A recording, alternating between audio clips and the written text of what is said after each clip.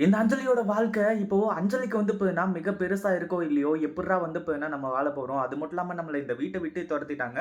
இதுக்கப்புறம் என்னடா பண்றது? அப்படின்னு சொல்லிட்டு வந்து யோசிக்கிறாளோ இல்லையோ, ஆனா நம்ம இலக்கியா வந்து நல்லாவே யோசிக்கிறாங்க.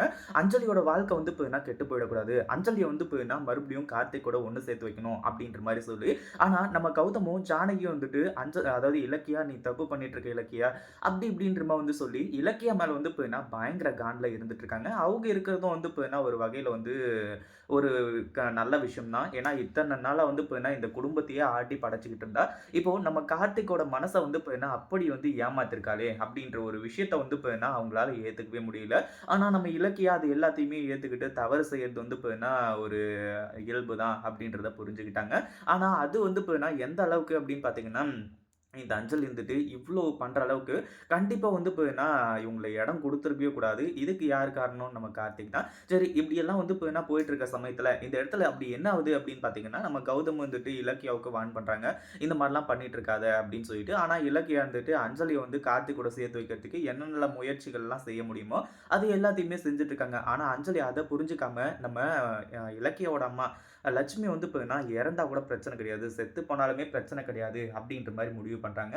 இது உண்மையிலேயே வந்து ஒரு மிகப்பெரிய அதிர்ச்சி தான். ஒரு பக்கம் வந்து அவங்க அப்பாவாச்சும் வந்து இல்ல இலக்கியா, நீ இந்த மாரிலாம் வந்து நினைக்காத. மறுபடியும் அஞ்சலி அந்த வீட்டுக்கு வந்தா கண்டிப்பா வந்து பெரிய பெரிய பிரச்சனைகள்லாம் நடக்கும் அப்படின்ற மாரி சொல்லியிருந்தா என்னமோ, நம்ம இலக்கியா வந்து சைலன்ட்டா இருப்பாங்களா என்னன்னு சொல்லிட்டு வந்து தெரியல. அவங்களும் எதுவும் சொல்லாததுனால அடுத்தடுத்த முயற்சிகள இவங்க பண்ணிட்டு இருக்காங்க. ஒரு பக்கம் வந்து இந்த அதாவது நம்ம ஜானகியும், கௌதமும் வந்துட்டு இலக்கியா நீ எங்கள எதிர்த்து வந்து மிகப்பெரிய ஒரு விஷயத்த செய்ற. இந்த ஒரு விஷயத்த நீ இப்படியே வந்து விட்டுட்ட அப்படின்னா, உனக்கு ரொம்பவே நல்லது அப்படின்ற மாரி சொல்றது மட்டும் இல்லாம, அடுத்ததா நீ என்ன பண்ணாலும் சரி, கார்த்திக்கு ஒரு பொண்ண பார்த்து கல்யாணம் பண்ணி வைக்கிறது போறது, இது வந்து ஃபிக்ஸ் இலக்கியா. அதுல எந்த ஒரு மாற்றமும் கிடையாது.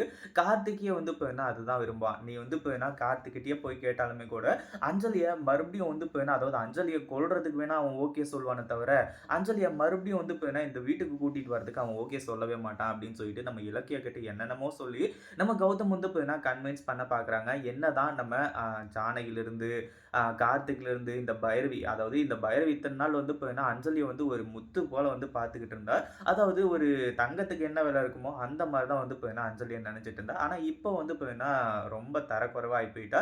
அதுவும் அஞ்சலிய வந்து அந்த வீட்டுக்கு வரவே கூடாதுன்னு ஸ்ட்ரிக்ட்டா சொல்ற ஒரு ஆள் யாரு அப்படின்னு பார்த்தீங்கன்னா, பைரவி தான். நம்ம இலக்கியா இருந்துட்டு எல்லாரோட எதிர்ப்பையும் தாண்டி அஞ்சலிய நான் நல்லவளா திருத்துவேன்.